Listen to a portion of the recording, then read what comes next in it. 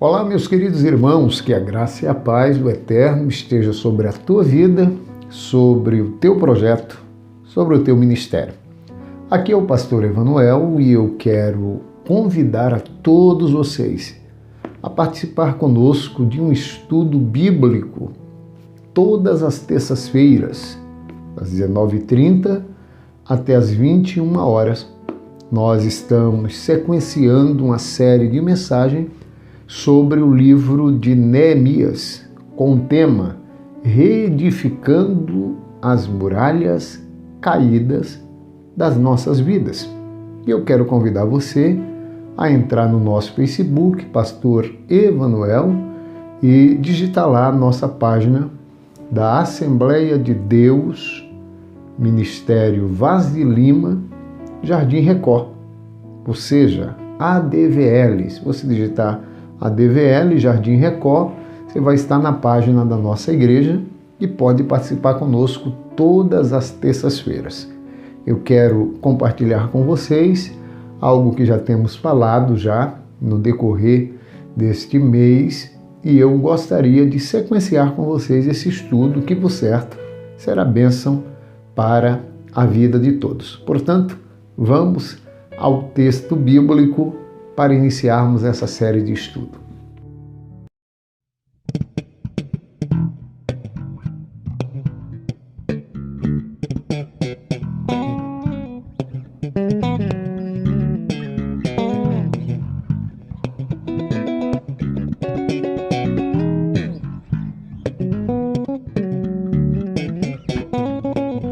Neemias, capítulo de número 1, versículo de número 1, foi a primeira mensagem que nós iniciamos. Introdutoriamente, nós falamos sobre alguns requisitos importantíssimos para entendermos o livro de Neemias.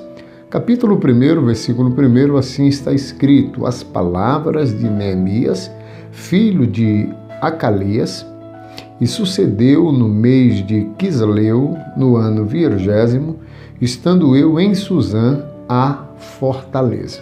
Portanto, esse texto Neemias vai falar onde estava e a sua origem quando ele vai ter a notícia que vai despertar o desejo de vir a Jerusalém para uma reedificação. Porém, para entendermos esse livro de Neemias, nós trabalhamos desde a chamada de Deus a Abrão, lá no capítulo 12, versículo 1 ao versículo 3 do livro do Gênesis. O Senhor disse a Abrão: sai da tua terra, da tua parentela, da casa de teu pai, para a terra que eu te mostrarei. E agora o Senhor Deus vai estabelecer a Abrão 7 promessas distintas. Versículo 2, primeira promessa: farei de ti uma grande nação. Segunda promessa: abençoar-te-ei. Terceira promessa: engrandecerei o teu nome. Quarta promessa: tu serás uma bênção. A quinta promessa: abençoarei os que te abençoarem. Sexta promessa: amaldiçoarei os que te amaldiçoarem. E a sétima promessa é que em ti será bendita todas as famílias da terra. Abrão, ele sai em ordenança, em cumprimento à ordem de Deus. E é interessante, quando lemos o capítulo 11 do Gênesis, a partir do versículo de número 30, parece-nos que o texto ali propõe, se não lermos com os detalhes, nós chegamos a entender que a chamada de Deus para a vida de Abrão foi em Harã, né? Pois o texto assim nos informa que ele sai com seu pai de Ur para ir à terra de Canaã. Porém, o texto vai nos informar que ele, de fato, o seu pai morre em Harã. É o que diz o versículo de número 30 do capítulo 11 do Gênesis. diz o texto, e Sarai foi estéril e não tinha filhos. E tomou Tera a Abrão, seu filho, e a Ló, filho de Harã, filho do seu filho, e Sarai, sua nora, mulher de seu filho Abrão, e saiu com eles de Ur dos caldeus para ir à terra de Canaã. E vieram até Harã e habitaram ali. E foram os dias de Tera 205 anos, e morreu Tera em Harã. E aí entra em cena o capítulo de número 12. Ora, o Senhor disse a Abrão: sai da tua terra, da tua parentela, da casa de teu pai, para a terra que eu te mostrarei. Portanto, é interessante nós entendermos que no conceito mesopotâmico, o filho jamais poderia entrar o seu nome na história enquanto seu pai ainda vivesse. É por isso que o capítulo 12 vai entrar o chamado de Abraão posterior à morte do seu pai. Mas, quando fazemos uma ponte teológica com o que está em Atos dos Apóstolos, capítulo de número 7, nós vamos entender que a chamada de Abrão deu-se não em Harã, não após a morte do seu pai, mas se deu ainda em Ur dos caldeus, onde ele habitava. Capítulo 7, versículo número 1, e disse o sumo sacerdote, isso do livro de Atos: porventura é isto assim? Uma pergunta que ele faz a Estevão. E ele disse: varões, irmãos e pais, ouvi, o Deus da glória apareceu a Abraão, nosso pai, estando na Mesopotâmia, antes de habitar em Harã, e disse-lhe: sai da tua terra, da tua parentela, e dirige-te à terra que eu te mostrarei. Então, com base nesse texto, Abraão recebe a chamada em Ur dos caldeus. Josué capítulo 24, versículo 1, 2 e o 3, a Bíblia diz que ele estava da além do rio, né? Isso para trabalhar a ideia do rio Eufrates, do rio Tigre, que Ur está depois desses rios, e a Bíblia diz que ele estava numa nação idólatra quando recebe a chamada. Portanto, a chamada de Abrão deu-se em Ur dos caldeus e não em Harã. É interessante notarmos que Deus vai cumprindo a sua promessa na vida de Abrão. Capítulo 21 do livro do Gênesis, versículo de número 2 e o versículo de número 3. A Bíblia vai nos informar do nascimento de Isaque, pois Deus havia prometido a Abrão, no capítulo 15, que o herdeiro dele não seria o Eliezer, né? Mas seria aquele que dele procedesse. E o capítulo de número 21 do Gênesis, versículo de número 2, diz: e concebeu Sara e deu a Abraão um filho na sua velhice, ao tempo determinado que Deus lhe tinha dito. E chamou Abraão o nome de seu filho Isaque, que ele nascera, que Sara lhe dera, Isaque. Então é interessante porque aqui a promessa se cumpre. Abraão, a Bíblia vai nos informar no versículo 5 do capítulo 21 do Gênesis, que era Abraão da idade de 100 anos, quando lhe nasceu Isaque, seu filho. Observando o capítulo de número 12 do Gênesis, versículo de número 4, a Bíblia vai dizer que Abraão saiu de Harã com 75 anos. Capítulo 12, versículo de número 4. Assim partiu Abraão, como o Senhor lhe tinha dito, e foi Ló com ele. E era Abraão da idade de 75 anos quando saiu de Harã. Se Isaque nasce quando ele tinha 100 anos, isso indica que 25 anos depois dele ter saído de Harã. Isaque, a Bíblia diz que Deus vai lhe dar 2 filhos. Capítulo 25 do Gênesis, versículos 25 e o 26. Deus vai dar para Isaque a Esaú e a Jacó. Capítulo de número 2 do primeiro livro das Crônicas, versículo 1, 2 e o 3, Deus vai dar a Jacó 12 filhos. Rúben, Simeão, Levi, Judá, Issacar, Zebulon, Dan, José, Benjamim, Naftali, Gad e Aser. Esses 12 filhos se tornam as 12 tribos de Israel. Um desses filhos é vendido para o Egito. Vocês conhecem a história, José é o seu nome. capítulo 37 do Gênesis, versículos 20 ao 29. Capítulo 39 do Gênesis, a Bíblia nos mostra José sendo vendido para um homem por nome Potifar. Vai à casa do Potifar, Deus o prospera, ele é acusado, vai ao cárcere, fica no cárcere, Deus o liberta do cárcere para ser o governador do Egito. E o capítulo 46 do Gênesis traz-nos a informação de quando José manda buscar o seu pai e os seus irmãos e toda a sua família para o Egito.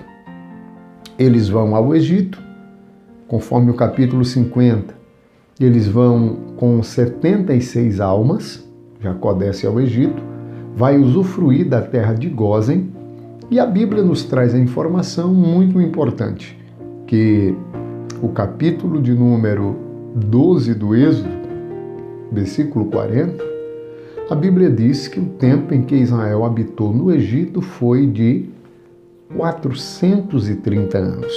Porém, se regredirmos um pouco ao que está em Gênesis, capítulo 15, versículo 13, a Bíblia diz que Israel seria escravo por 400 anos, seria afligido. Se eles habitaram no Egito 430 anos e foram afligidos 400 anos, isso deixa a entender que os primeiros 30 anos deles, na terra do Egito, eles usufruem do melhor da terra, uma vez que José era governador do Egito. Logo, eles vão para a terra de Gósen, vai usufruir do melhor da terra.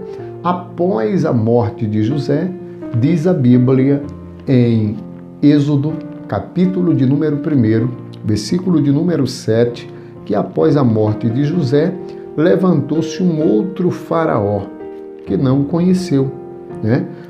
Essa ideia aí de não conhecer a José traz a ideia de não reconhecer aquilo que José havia feito pelo Egito.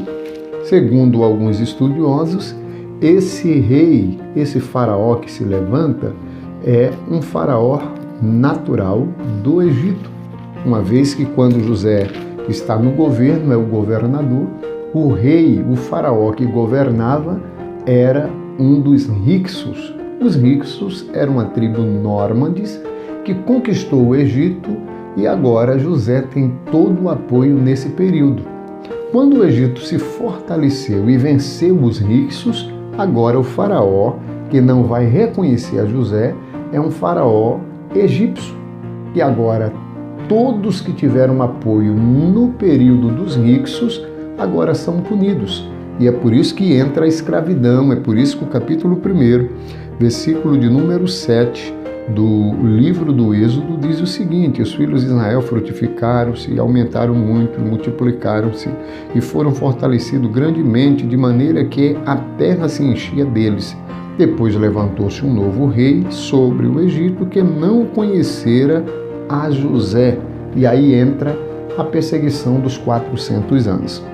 Quando Deus usa Moisés para o tirar da terra do Egito, eles saem com a mão poderosa do Todo-Poderoso, capítulo de número 12 do Êxodo, versículo de número 37, diz que vai sair 600.000 homens a pés. Esses homens são contados a partir de 20 anos, uma vez que quando observamos o livro dos Números, capítulo 1, verso 1 a 5, para fazer parte dessa contagem tinha que ser de 20 anos para cima. Logo, quando o texto diz que saiu 600.000 homens a pés, isso traz a ideia daqueles que eram maior de 20 anos. Capítulo 12, versículo de número 37 do livro do Êxodo, diz o texto: assim partiram os filhos de Israel de Ramsés para Sucote, coisa de 600.000 de pé, somente varões, sem contar os meninos. Então aqui a contagem é só de homens. José e muitos outros estudiosos trabalham a probabilidade de aproximadamente 3 milhões de pessoas saírem da terra do Egito. Capítulo 12 do Êxodo, versículo de número 21, A Bíblia vai trabalhar ali como Deus guiou os filhos de Israel na terra do Egito, ou da terra do Egito para a terra prometida. Capítulo 13, versículo de número 21. O texto diz: "E o Senhor ia adiante deles, de dia numa coluna de nuvem para os guiar pelo caminho, e de noite numa coluna de fogo para os alumiar, para que caminhassem de dia e de noite. Nunca tirou de diante da face do povo a coluna de nuvem de dia, nem a coluna de fogo durante a noite." Essa foi a trajetória de Israel saindo do Egito até a terra prometida. Observando o texto bíblico, nós iremos entender que Israel vai passar 40 anos da terra do Egito até a terra prometida. Isso está em Deuteronômio, capítulo de número 8, versículo de número 2. São palavras do próprio Deus dizendo a Israel, por intermédio de Moisés, o que ele havia feito. Capítulo 8, versículo de número 2. "E te lembrarás de todo o caminho pela qual o Senhor teu Deus te guiou no deserto estes 40 anos, para te humilhar, para te tentar, para saber o que estava no teu coração, se guardaria os seus mandamentos ou não. E te humilhou e te deixou ter fome, te sustentou com o maná, que tu não conheceste, nem os teus pais o conheceram, para te dar a entender que o homem não viverá só de pão, mas de tudo quanto sair da boca de Deus viverá o homem." O que é interessante é notar o capítulo 29 do Êxodo, de Deuteronômio. Veja aí, capítulo 29, versículo de número 5, a Bíblia vai trabalhar um detalhe importantíssimo. "E 40 anos vos fiz andar pelo deserto, não se envelheceram sobre vós as vossas vestes, nem se envelheceu no seu pé o seu sapato." Então Israel vai andar 40 anos com a mesma veste, com o mesmo sapato, e não se envelhece, não se rasga e não fica velho. Porque de dia tem a nuvem, de noite a coluna de fogo para os guiar. Portanto, é interessante notarmos que Josué introduz o povo à terra prometida, segundo a Bíblia de Estudo Pentecostal, página 132, traz-nos a informação de que o êxodo, a saída de Israel, deu-se no ano 1445 a.C. Se eles vão perdurar 40 anos para entrar na Terra Prometida, eles entram na Terra Prometida aproximadamente no ano 1405. É de suma importância nós entendermos que quando Josué entra na Terra Prometida, anos depois Josué, ele falece, ele vai morrer. Capítulo 2 de Juízes, versículo de número 8 ao versículo 10. A Bíblia diz que morreu Josué, da idade de 110 anos, e foi sepultado, e depois dele também foi congregado aos seus pais a sua geração, ou seja, os anciãos que foram da sua época. E a Bíblia diz que depois dele se levantou uma outra geração que não conheceu ao Senhor nem o que ele havia feito a Israel. Segundo alguns estudiosos, a morte de Josué deu-se no ano 1354 aproximadamente. 10 anos depois, aquela geração foi congregada aos seus pais. E aí entra o período dos juízes, que é um período de aproximadamente 300 anos. Foi o período mais obscuro. Nós sabemos que Samuel foi o último juiz e o primeiro profeta oficial em Israel. Após um período de tempo, o capítulo 8 do primeiro livro de Samuel, a Bíblia nos informa que o povo vai rejeitar a Samuel, que coloca no governo para comandar o povo, para, como juiz, cuidar do povo, coloca os seus filhos que não andaram retamente como Samuel andou. E agora o povo vai querer um rei. Samuel vai se entristecer, vai perguntar a Deus, e Deus disse: não, o povo está me rejeitando. O povo rejeitaram a mim. Então escolha, dê um rei para ele. E segundo a Bíblia Sagrada, Atos dos Apóstolos, capítulo 13, salvo engano, o versículo de número 20 e o versículo de número 21, o primeiro rei em Israel, Saul, seu nome, ele vai governar por 40 anos. Isso do ano 1044, aproximadamente, ao ano 1004. Deixa eu conferir aqui se foi 40 anos mesmo.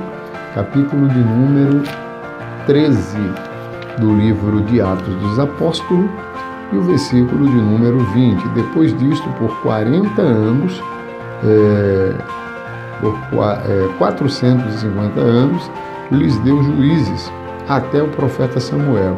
E depois pediram um rei, e Deus lhe deu por 40 anos a Saul, filho de Quis, varão da tribo de Benjamim. Então Saul vai reinar por 40 anos.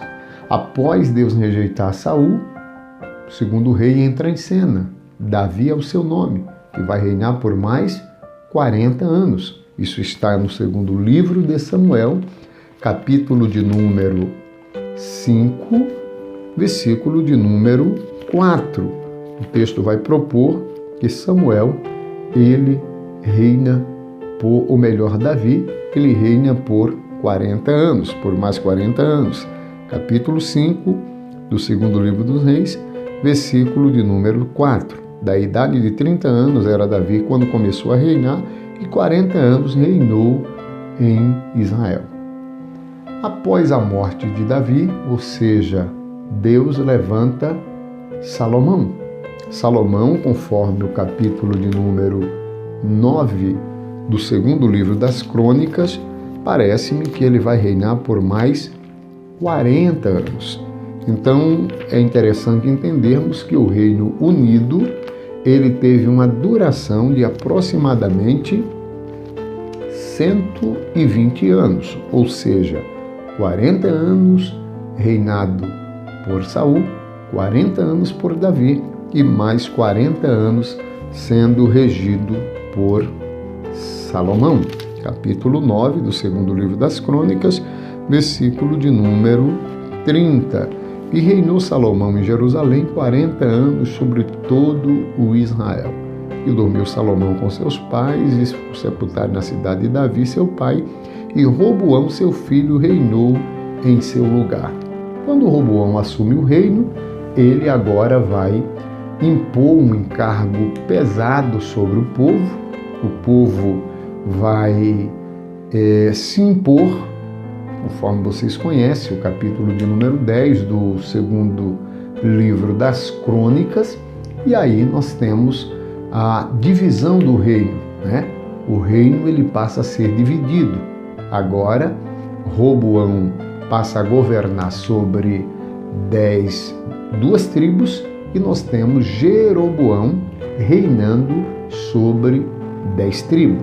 Jeroboão foi um rei, ou melhor, um capitão da época de Salomão, que estava refugiado lá no Egito.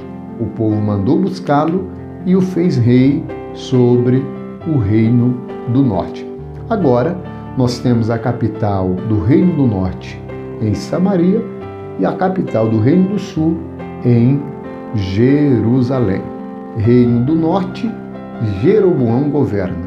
Reino do Sul, Roboão, ele governa. E é interessante nós entendermos que o Reino do Norte, ele teve o seu percurso, o seu período com as 10 tribos, tendo a capital em Samaria, e vai perdurar até o ano 722 a.C., conforme o segundo livro dos Reis, capítulo de número 17, versículo 6 e o versículo 24, quando Jeroboão, ou melhor, o rei da Síria, invadiu o Reino do Norte e levou das suas cidades para dentro da Síria e trouxe da Síria para povoar a Samaria.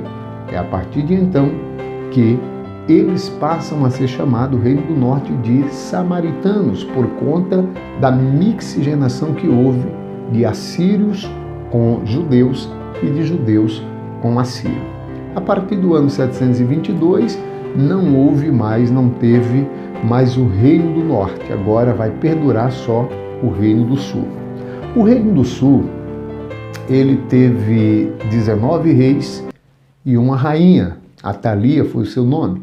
Portanto, o primeiro rei do reino dividido, o Reino do Sul, foi Roboão, como nós já falamos, e o último rei foi Zedequias. É bem interessante que no ano 700, ou melhor, no ano 605, Nabucodonosor vai invadir a Jerusalém, Reino do Sul, e agora vai levar cativo uma leva de sábios, jovens entendidos e todos os profissionais para dentro da Babilônia. A invasão babilônica deu-se em 3 períodos, 605, 597 e 586. Esse registro está no segundo livro dos Reis, capítulo 24, dos versos 1 a 18, e dos versos 18 ao capítulo 25, nós temos ali a segunda invasão babilônica. E a terceira invasão babilônica nós temos em Jeremias, capítulo 52, a partir do versículo de número 9 ao 30, nós temos o momento em que Nebuzaradão, capitão da guarda do rei, invade a Jerusalém e agora vai queimar o templo chamado Templo de Salomão. Israel vai passar 70 anos, os judeus passam cativo na Babilônia, até mesmo porque Deus havia advertido em Jeremias capítulo de número 25, versículos de número 11 e o versículo de número 12, Deus tinha dito que eles seriam escravos pelo rei da Babilônia 70 anos. Capítulo 29 de Jeremias, versículos de número 10 e 11, o Senhor Deus diz que certamente, depois que passado os 70 anos, ele os visitaria e traria eles para a terra que ele havia jurado. Ele diz, eu bem sei os pensamentos que pensam a respeito de vós, pensamentos de paz e não de mal, para vos dar o bom fim que esperais. Uma vez que Israel, os judeus, eles foram levados cativo para a Babilônia, 605, 597, 586. 605 é levado Daniel, Misael, Ananias e Azarias. 597 é levado o profeta Ezequiel e dentre muitos outros. 586 acontece a destruição do templo chamado Templo de Salomão. 70 anos depois se levanta um rei por nome Ciro. Ciro foi um rei que se levantou, destruiu, o rei da Babilônia, tomou posse do governo e agora é lido para ele a profecia de Jeremias e a profecia de Isaías, uma vez que Isaías no ano 740 já havia profetizado que Deus iria levantar a Ciro, isso 150 anos antes de Ciro nascer. Olha que interessante. 740, Isaías profetiza, capítulo 45 de Isaías. Porém, Ciro vai nascer no ano 590 a.C. É bem interessante, no ano 590. E agora, no ano 538 a.C., ele conquista a Babilônia. No ano 536, ele libera Israel, os judeus, para voltar sob o comando de Zorobabel e o comando de Josué, conforme o capítulo de número 2, capítulo 1, versículo 2 e o versículo 3 do livro de Esdras. Então, os judeus retornam para dentro de Jerusalém e o Ciro vai dizer, Deus me constituiu para edificar uma casa ao seu nome lá em Jerusalém. Portanto, é a partir de então que eles regressam para dentro de Jerusalém. Mas é interessante notarmos esse gráfico. Há um gráfico bem interessante sobre os reis. Veja só esse gráfico. Ciro, ele vai reinar de 559 a 530 a.C. Conquistou a Babilônia, estabeleceu uma política de retorno dos exilados a Jerusalém, sob a liderança de Zorobabel. Já no ano 522 ao ano 486, nós temos Dário, que assume aí o comando. E Dário, ele apoiou a construção do templo em Jerusalém, né? O templo que é chamado Templo de Zorobabel, que foi embargado e ficou um período de anos parado. Já o Assuero, ou também chamado de Xerxes, ele governa a Pérsia, e especificamente também a Babilônia, do ano 486 ao ano 465 a.C., né? Foi o marido de Ester. Então, esse Xerxes, ou Assuero, foi o marido de Ester, que permitiu que os judeus se protegessem contra a tentativa de Amã de eliminar os judeus. Então vocês vão de lembrar desse contexto aí que está narrado no livro de Ester. Artaxerxes, ele assume o governo no ano 465 ao ano 424 a.C. Então foi Artaxerxes que teve Neemias como seu copeiro e permitiu que Esdras e Neemias retornasse a Jerusalém. Portanto, é bem interessante nós entendermos esse gráfico. Esse Artaxerxes foi o rei que Neemias era o copeiro. Portanto, a leitura que nós lemos aqui, Neemias capítulo de número 1, dá-nos a entender, e eu fiz todo esse pano de fundo trabalhando com vocês desde Abraão até chegar esse momento, porque nós estaremos trabalhando no livro de Neemias dentro dessa historicidade, né, do rei Artaxerxes, que vai reinar do ano 465 ao ano 424. Então nós estamos trabalhando dentro dessa historicidade, dentro dessas datas sobre Neemias. Neemias vai entrar em cena a partir de então. Portanto, é interessante nós entendermos o texto que lemos, as palavras de Neemias, filho de Ecalias, e sucedeu que no mês de Quisleu, no ano 20º, estando eu em Suzã, a fortaleza, que veio Anani, um dos meus irmãos, e ele e alguns dos judeus, e perguntei-lhe pelos judeus que escaparam e os que restaram do cativeiro acerca de Jerusalém. Portanto, é a partir da conversa que ele tem com Anani que vai despertar no coração de Neemias o desejo de interceder ao rei para retornar, ou melhor, para ir a Jerusalém, para começar a reedificação.